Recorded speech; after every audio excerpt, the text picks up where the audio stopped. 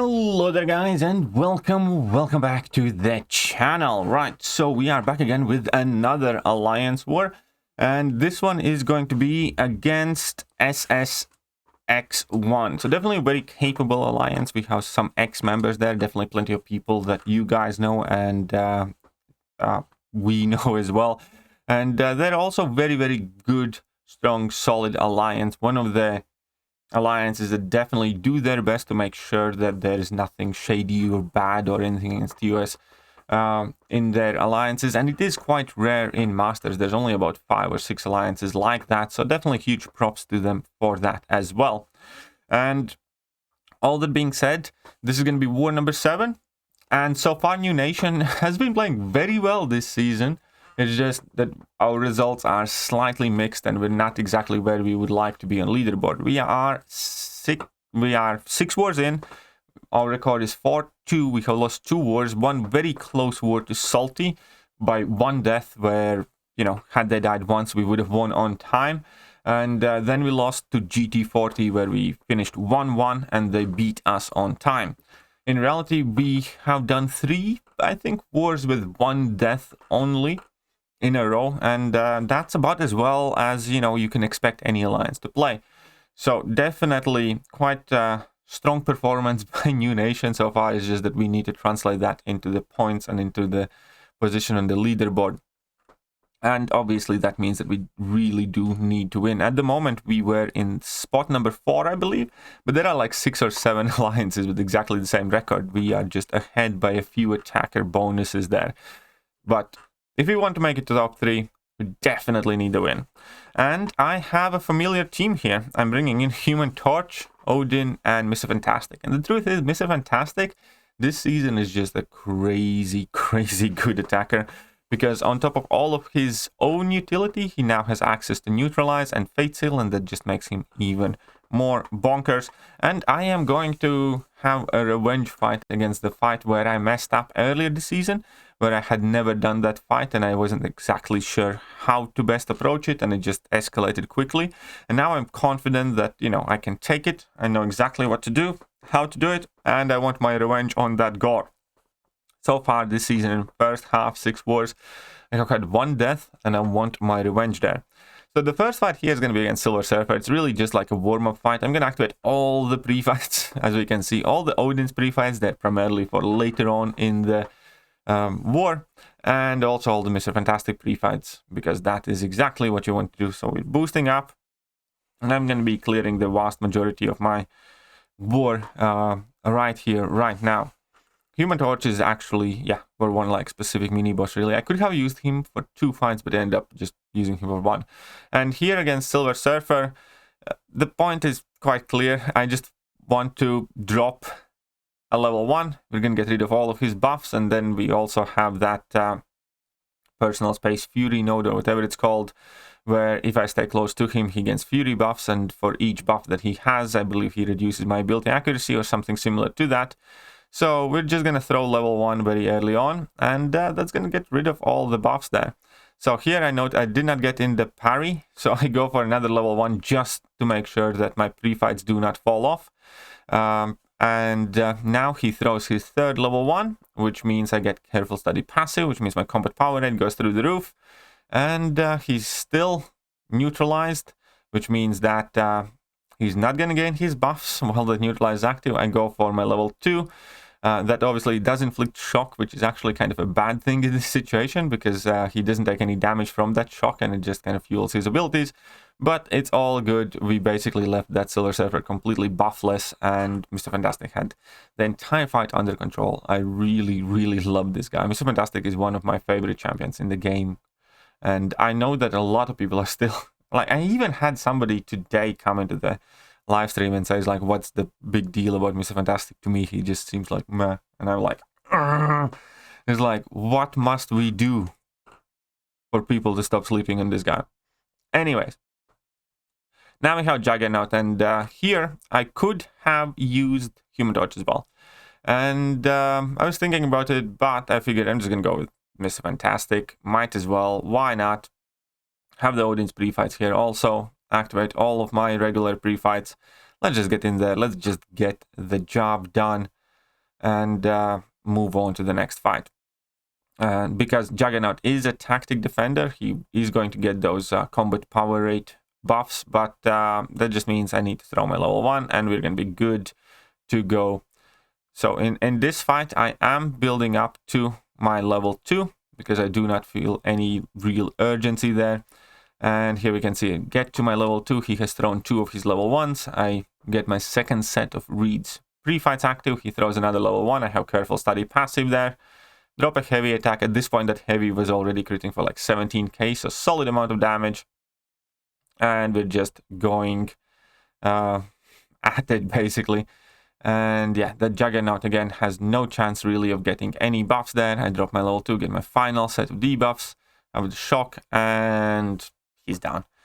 Again, straightforward, nothing crazy. And now these next couple of fights. I have done this Hulkling previously as well, and I didn't use any 3-minute boost for this fight. You don't really have to. Again, in these fights, it's just the main thing with Rich Get Richer is to get the buffs under control, which means you do want or need to throw your level 1 ideally as quickly as possible, or in general, just throw a special attack as quickly as possible. So in order to make sure that happens, I will just start with a special start 1 boost. And obviously, I do want to use this special start 1 boost for the next fight as well, because that makes that fight a lot easier. And here, that's exactly what happens. I just throw my level 1. He doesn't have any buffs. And now Rich Get Richer is working in my favor, thanks to Odin's pre-fights. I consistently gain a ton of power. And he is being kind by throwing his level 1 there. Sweet. I'm gonna throw my second level 2, which means, you know, even if he does get some sort of power gains, I'm dealing with that. There's also the Fate Seal, the Neutralize. He throws his second level 1, not a big deal. I'm going for my second level 2, which means all of my ramp up is complete now, basically. If only he used that level 1, I suppose. Because then I get Careful Study passive, and now my combat power rate significantly increased. And here, I kind of make a small mistake. Well, it's not really that important. I should have went for level 3, just to kind of get that massive fury and finish, you know, perhaps slightly quicker.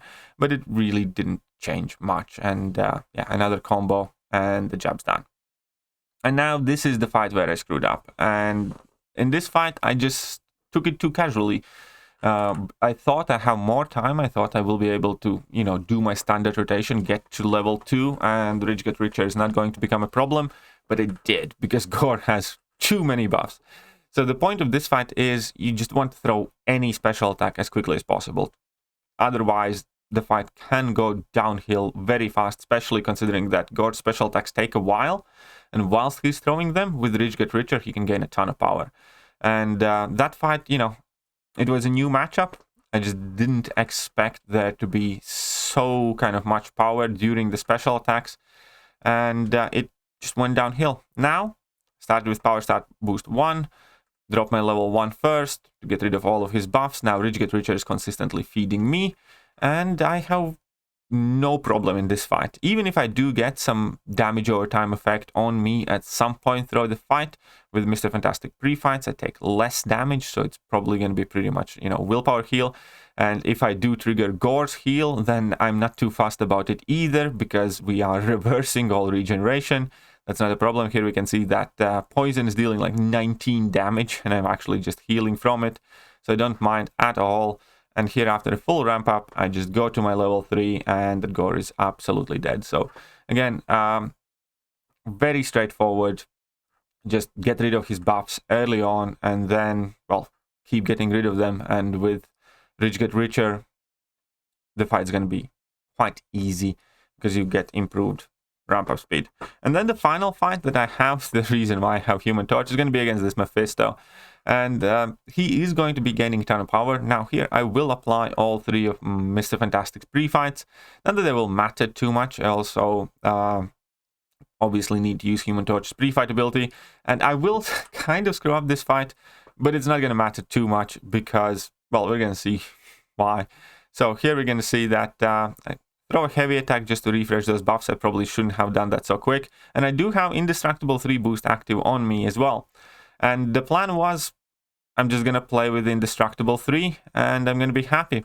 And here I completely I completely kind of spaced out that his level 2 is going to be unblockable, and I wasted my indestructible 3 boost. On the bright side, we can see that I have 56 smolders, and that Mephisto is just dead. I think I probably could have just stood there after I triggered his first aura, and he would have died anyways, but, you know, a waste of an indestructible 3 boost, but one very, very dead Mephisto very, very quickly. Human Torch is whitelisted, so anywhere, where Human Torch can work, Mephisto can be melted by Human Torch in this meta. And last I checked the score, the war was not over, but we had died twice. Savage Squad had died 6 times. And it is, you know, extremely, extremely unlikely that we will give away 4-death lead in 13 fights. And even if we do, we would still be winning on time here. So I'm quite confident in saying that we are winning this war. So that will put us at 5-2 for the season. Unfortunately, we didn't stick to 1 death per war, but, you know, 2 deaths is not too bad either. It is still very, very solid performance. And hopefully we can keep at it and we can get to the second spot. First spot at the moment is like unrealistic to catch up to GT40 because they have 2 win lead.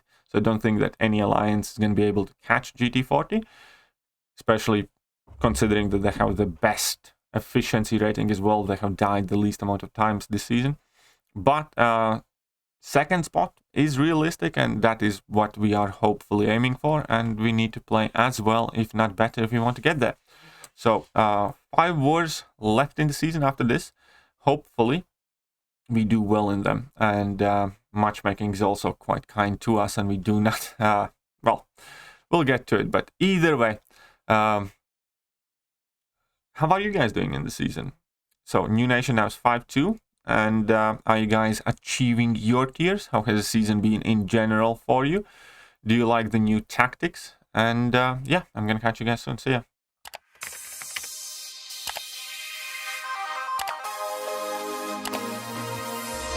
Hello there guys, and welcome back to the channel. So we have all the information about the